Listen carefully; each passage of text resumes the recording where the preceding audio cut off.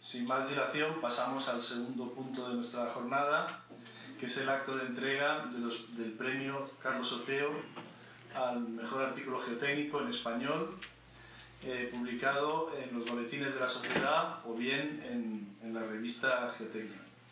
Un poquito para recordaros la historia breve de este premio, pues surgió, de hecho, lo anunciamos en la Asamblea General del año pasado, con la intención de fomentar la publicación de artículos en español, y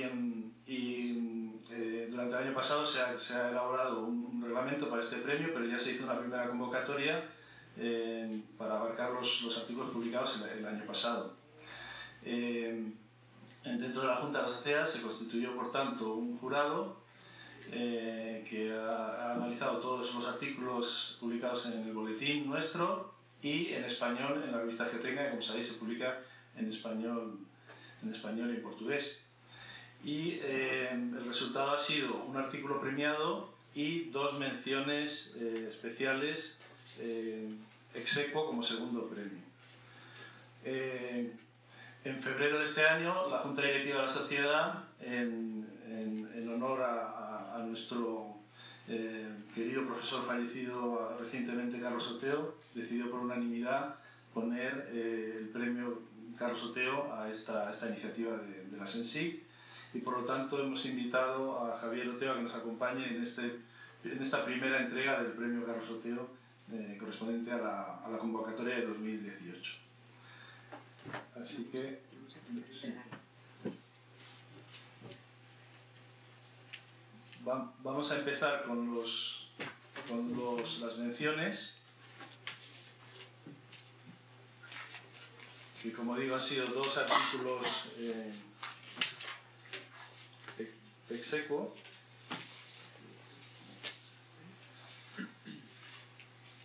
Y el primer artículo que ha obtenido mención tiene por título Desafíos en el ámbito de las patologías de las obras lineales. Fue publicado en el boletín de la SENSIC en el número 192 de enero-marzo, y son autores José Luis García de la Oliva y Javier Moreno Robles, a los que pediría que se acercasen para entregarles el diploma correspondiente.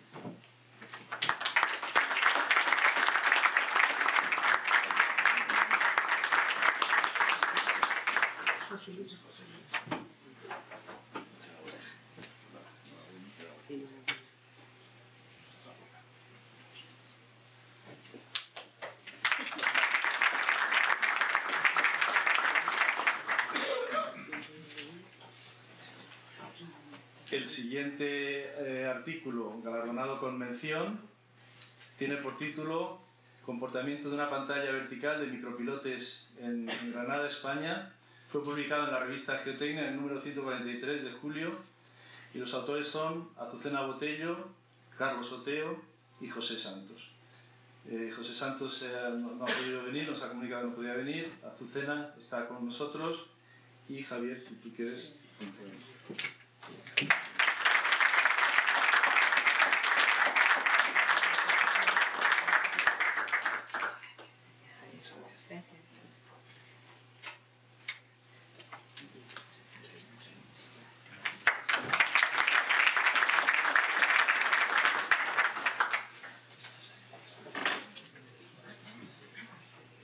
Finalmente, el artículo ganador de esta primera convocatoria del premio Carlos Oteo tiene por título Modelización numérica de los drenes verticales, y fue publicado en la revista Geotecnia en el número 144 de noviembre, y los autores son Svetlana Melentievich, Javier Moreno Robles y Pablo Martín Blanco.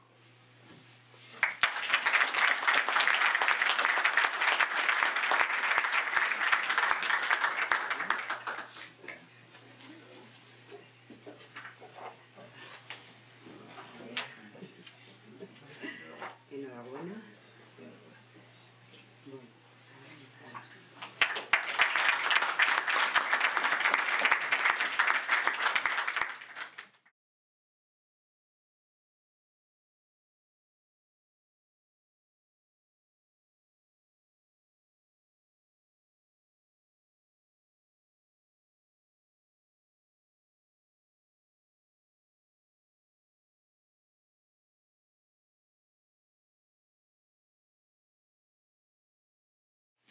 Como constaba en la convocatoria, en este acto de hoy se va a proceder a una presentación también breve, no muy extensa, del artículo premiado, que va a ser presentada por Svetlana Valentievich. Buenos días a todos, que os voy a presentar el artículo premiado en esta primera edición del premio Carlos Soteo, que es un honor, y quería agradecer a la sociedad y al jurado en mi nombre y en el nombre de todos los coautores de este artículo. Este artículo fue publicado en la revista Geotecnia en el volumen temático de la aplicación de los métodos numéricos en obras de ingeniería geotécnica, y trata de todos los métodos disponibles de la modelización numérica de los drenes verticales. Este es el índice de la presentación, que sigue básicamente el índice de la misma, sigue el mismo índice del artículo. Y primero vamos a ver una breve introducción del porqué de escribir este artículo, por qué hablar de la modelización numérica. Bueno, primero ya sabemos todos que existen muchas diferentes técnicas de mejora del terreno que tienen diferente objetivo en función de la aplicación en distinta obra, que puede ser el aumento de la capacidad portante, aumento de la estabilidad, disminución de la compresibilidad, por lo tanto reduciendo los asientos tanto totales como diferenciales. También diferentes técnicas de mejora del terreno, algunas influyen en la aceleración de la consolidación, mitigación de liquefacción y otros objetivos tienen. Y en este caso vamos a hablar de los drenes verticales, que pueden ser del tipo drenes de arena, drenes tipo mecha y columnas de grava. Y en este caso la aplicación es para mejorar el cimiento blando por debajo que constituyen el cimiento de los terraplenes. Normalmente bajo las cargas tipo terraplenes, que son cargas de gran extensión, normalmente todas las técnicas de mejora del terreno, como en este caso drenes verticales, se introducen en patrones de distribución uniforme, en las mallas, que pueden ser mallas triangulares o cuadradas o hexagonales, donde cada uno del dren vertical tiene su área correspondiente, es decir, tiene su área tributaria. Por lo tanto, se le puede asignar de alguna manera una célula, un cilindro unitario, que representa el comportamiento de cada uno de los drenes verticales. Y ese cilindro de la célula unitaria es de diferente tamaño, dependiendo de la separación y la malla que se les asigna a cada dren vertical. Y ya se sabe también, esto es bien conocido, que cuando se introducen los drenes verticales en el cimiento de terraplenes bajo la sobrecarga del propio terraplén, el flujo de agua pasa a ser desde el flujo vertical al flujo radial, de esa manera acelerando el proceso de consolidación y disminuyendo el tiempo necesario para disipar el exceso de las presiones intersticiales que se generan por debajo de la sobrecarga del terraplén. En el caso de drenes tipo mecha, como tienen una rigidez despreciable, no tienen efecto de aumentar la capacidad portante de este terreno blando mejorado con drenes verticales, sino cuando se instalan las columnas de grava, aparte de todas las ventajas que tienen drenes tipo mecha, también influyen en al aumento de la capacidad portante, disminución de la deformabilidad del terreno y reducción de los asientos, y también el aumento de la estabilidad de taludes de los propios terraplenes. Cuando se habla de los terraplenes y los drenes verticales instalados por debajo de los terraplenes, el comportamiento en general depende de la interacción entre los drenes, los propios drenes, el suelo blando y el terraplén en conjunto. Pero como en la mayoría de los casos, los programas numéricos del 3D, que sería un comportamiento real en este caso, no son disponibles, no se dispone de los métodos, de los programas tridimensionales. También, además, son muy robustos, llevan mucho tiempo de cálculo. Por lo tanto, se recomienda en muchos casos, como en este caso de terraplenes, reducir el cálculo del terraplén completo a una franja, donde una franja incluye una línea de los drenes con el terreno blando y su área tributaria.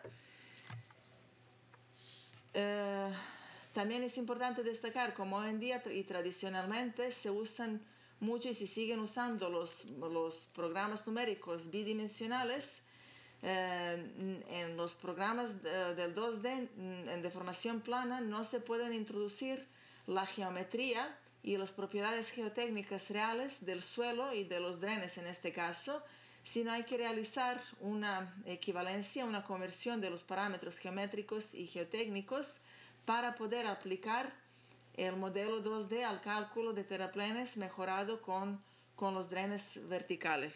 Y esa conversión de los parámetros básicamente tiene que incluir la equivalencia en el grado de consolidación, es decir, en la permeabilidad, y la coincidencia en los asientos que se producen en el modelo 3D y en el modelo 2D en deformación plana.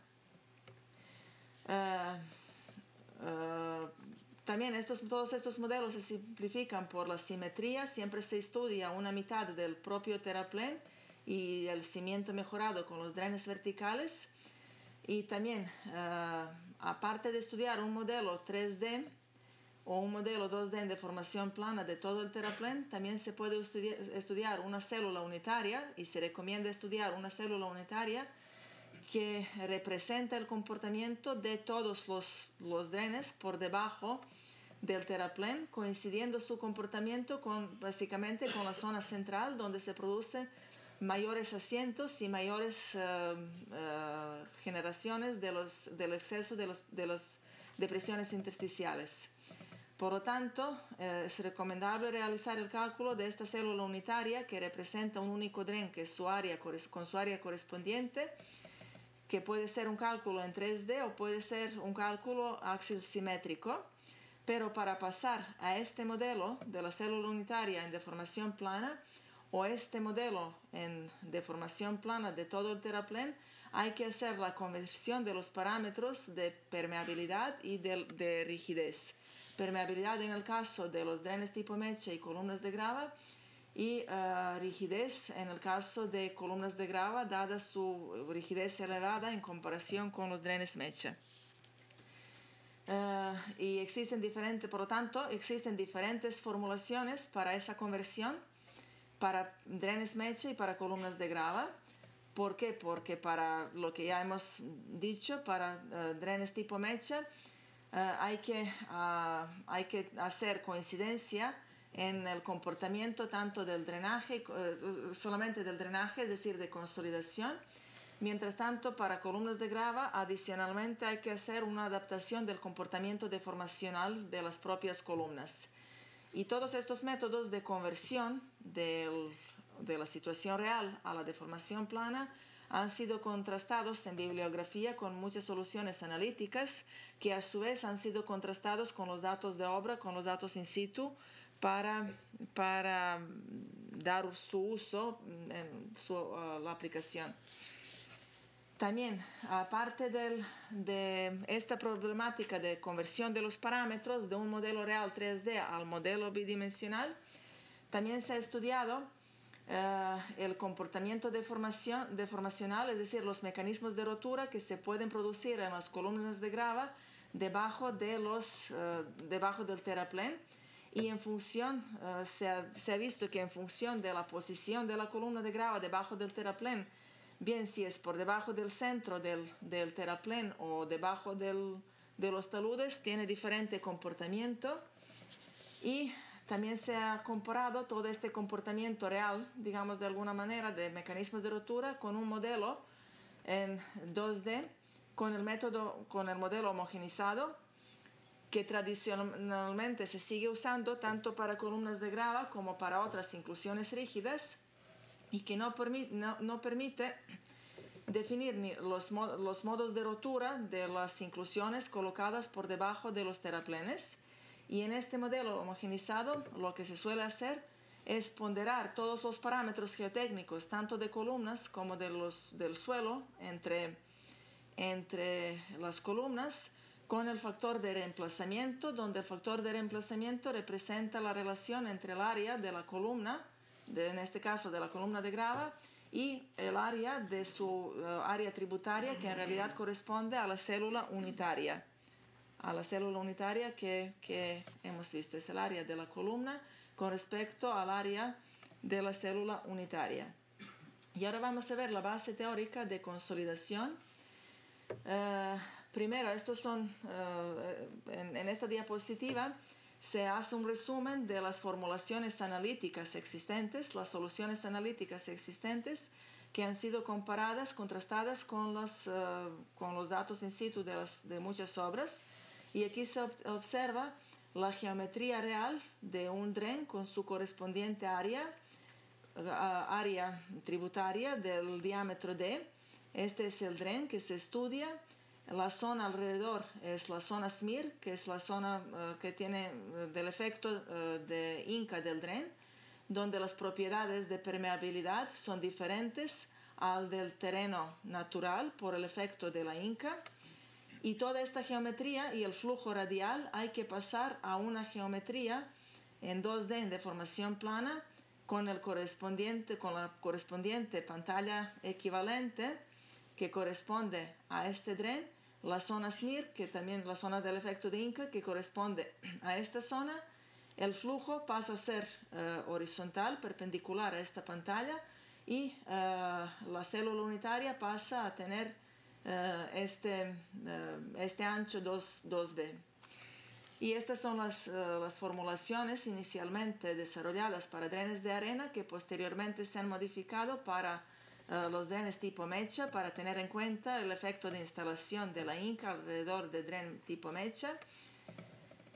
Y estas son las soluciones de consolidación alrededor de las columnas de grava, que aparte de tener en cuenta la consolidación, tienen en cuenta también la distribución de la carga del terraplén que está encima, la distribución de carga entre las columnas de grava y el suelo blando alrededor, y también tienen en cuenta la variación de esa distribución de carga con el tiempo. Y lo que ha destacado, hay que pasar ahora a las condiciones de esta situación real a la situación en deformación plana, y hay que hacer conversión en el caso de drenes tipo mecha.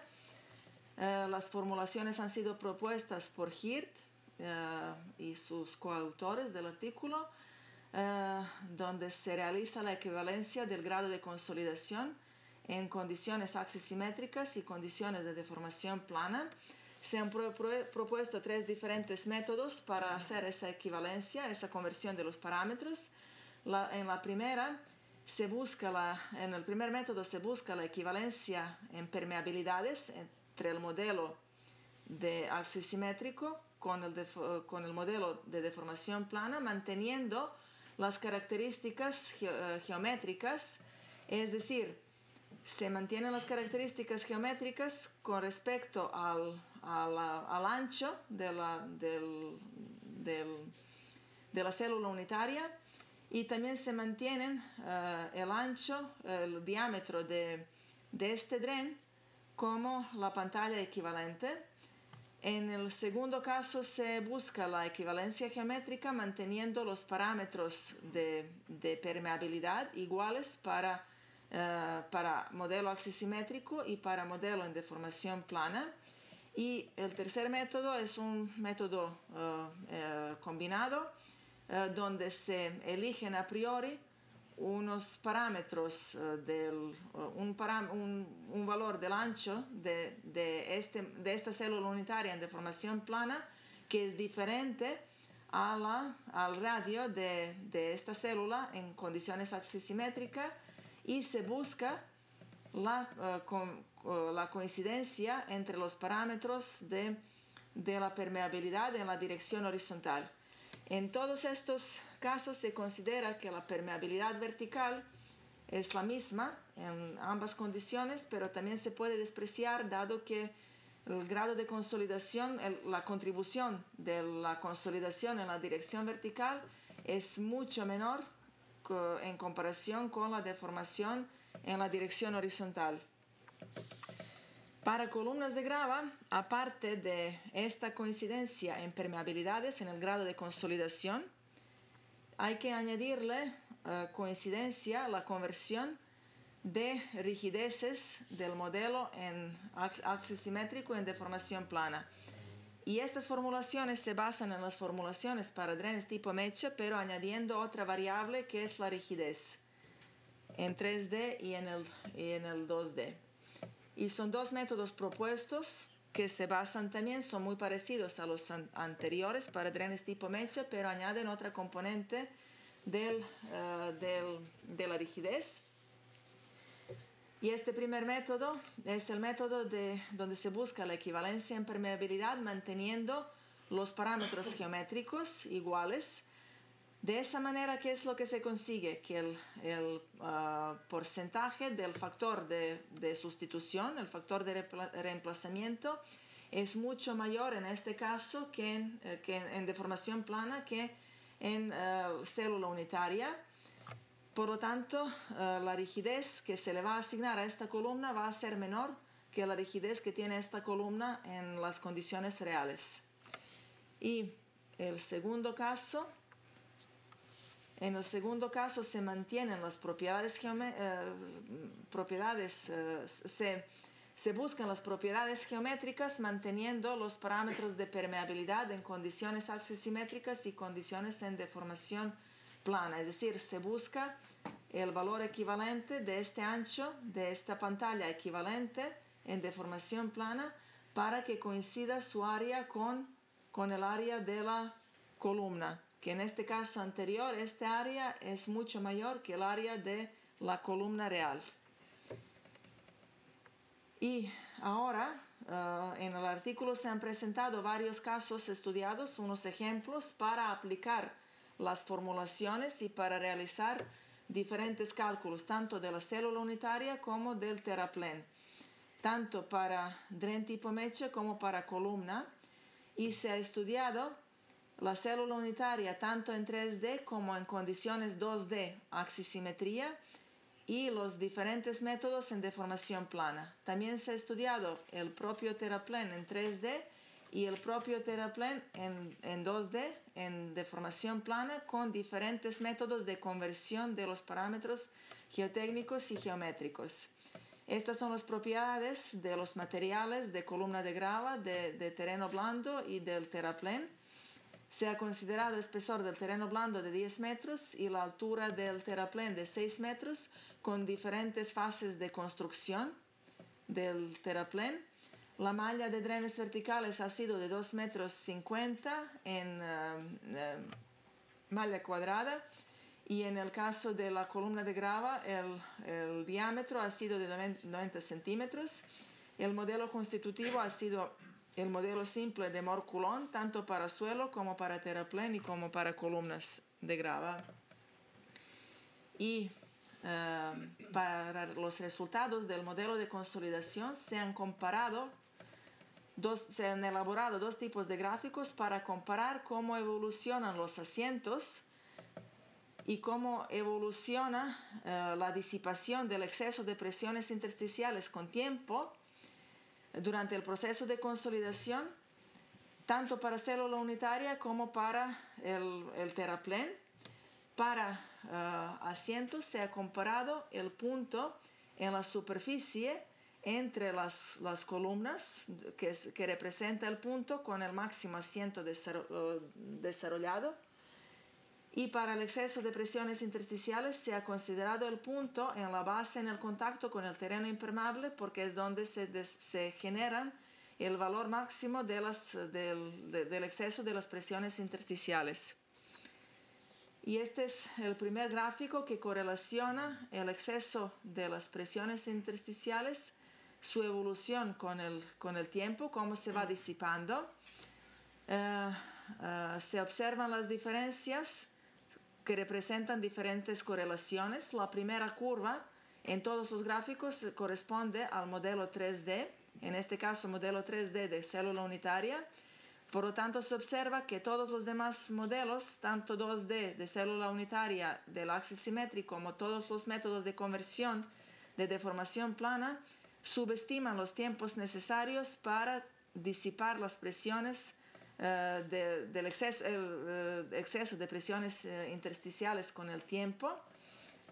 Y una salida del modelo axis simétrico y de deformación plana para drenes verticales y para columnas de grava. Esto es en el momento de aplicar la máxima sobrecarga del terraplén, y esto es en el momento de 90% de consolidación de las presiones intersticiales. Se observa que mucho más se concentran el exceso de presiones intersticiales en el caso de drenes que en el caso de columnas de grava, y es lógico porque la columna de grava es un dren de tamaño mucho mayor que un dren prefabricado tipo mecha. Por lo tanto, en este caso, una disipación de las presiones intersticiales ya se realiza durante la construcción del terraplén, y por ese motivo, en este caso de los drenes tipo mecha, tenemos una mayor concentración de los excesos, y al finalizar 90% de consolidación se observa que se ha disipado un rango de valores mucho mayor para columna de grava que para dren tipo mecha. Y también se observa que todos estos métodos de equivalencia en deformación plana subestiman los propios tiempos de consolidación, y el peor ajuste que se obtiene en este caso es del método de deformación plana de equivalencia de permeabilidad, buscando valores de coincidencia de la geometría. Y en este caso los gráficos que se presentan, el punto inicial corresponde al punto de finalización de construcción del terraplén. Aquí se observa que el valor máximo generado de las presiones intersticiales corresponde a la máxima prácticamente a la sobrecarga máxima del terraplén. Mientras tanto, aquí se observa el valor más bajo de la sobrecarga. ¿Por qué? Porque ya se ha disipado durante la construcción una parte de las presiones intersticiales. En este caso, se observa el desarrollo de los asientos durante todo el proceso de construcción del terraplén. Es decir, no solo a partir del momento del terraplén construido. Y también con respecto al modelo 3D de célula unitaria, todos los modelos están por debajo con la predicción de los tiempos necesarios de consolidación. En el caso de drenes tipo mecha, todos los métodos de predicción llegan más o menos al mismo valor máximo. Que el tiempo se subestima, pero más o menos se llega al valor máximo, al mismo valor máximo de los asientos, y en este caso los drenes tipo mecha prácticamente no influyen en la reducción de los asientos. Mientras tanto, para columna de grava se observa una variabilidad donde el modelo de formación plana, donde se mantiene la equivalencia en permeabilidad, subestima valores de asientos. Mientras tanto, el método de equivalencia geométrica sobreestima los asientos obtenidos. En el caso del terraplén, de todos modos, se obtienen los asientos mayores que para el caso de la célula unitaria, y también en el caso del terraplén, el valor inicial de la disipación de las presiones intersticiales es menor que en el caso de la célula unitaria. Y también con respecto al modelo 3D se observa la subestimación de los tiempos de consolidación para disipar el exceso de las presiones intersticiales. El peor ajuste para dren tipo mecha es modelo de equivalencia de permeabilidad, y el peor ajuste que se ha obtenido en este caso en el caso de columnas de grava es la subestimación mediante el modelo de equivalencia de geometría. Y estas son las correlaciones para los terraplenes. El asiento obtenido es mayor que para la célula unitaria. También se observa para drenes tipo mecha que este asiento varía del orden de 5%, no mucho, pero en el caso de las columnas de grava puede variar el asiento obtenido hasta 20%. Y el modelo de equivalencia de permeabilidad subestima los asientos en el caso de columnas de grava, mientras que el modelo de equivalencia geométrica sobreestima los asientos obtenidos. También en este caso tenemos el caso de análisis del modo de rotura, de los mecanismos de rotura de las columnas de grava por debajo de los terraplenes, tanto en 3D como en deformación plana, y el modelo homogenizado que se ha estudiado con todos estos parámetros de los suelos. Y lo que se observa en el caso del estudio del modelo 3D y el 2D con columnas de grava como pantallas equivalentes, en este caso se han introducido pantallas equivalentes correspondientes al modelo real 3D. Se observan 3 zonas con diferente comportamiento de mecanismo de rotura de columnas de grava. La primera zona corresponde a solamente donde la columna recibe la deformación vertical y el ensanchamiento de la columna es el mayor. En la segunda zona, la columna recibe tanto deformación vertical como deformación horizontal, y aparte de ensanchamiento de la columna por la sobrecarga, se flexiona la columna. Y en esta tercera zona, por debajo del talud, solamente tenemos se observa solamente el comportamiento de la flexión de la columna. Estas salidas gráficas se han deducido del modelo 2D de deformación plana. Este primer gráfico son los desplazamientos totales, donde se observa el ensanchamiento en condiciones axisimétricas en esta zona central del terraplén. En la zona entre zona central y zona de la cresta del talud del terraplén se observa el giro de las columnas indicando flexión más el ensanchamiento de la columna, y aquí en esta zona es donde se observa mayor valor de la deformación vertical que en la zona central. Y aquí por debajo del talud del terraplén se observa mayor valor obtenido de las deformaciones horizontales, dado que aquí las columnas solamente se flexionan. Y en este caso el último gráfico representa el modelo homogenizado que no es capaz de reproducir el comportamiento real verdadero de las columnas debajo del terraplén. Es decir, no podemos observar el mecanismo de rotura, solamente podemos observar la deformación total que no es representativa del comportamiento real de las columnas. Y al final estas son algunas de las conclusiones que ya es el resumen de lo que ya se ha dicho anteriormente, que no se puede coger simplemente los parámetros geotécnicos y geométricos de una situación real 3D para pasarlo directamente al 2D.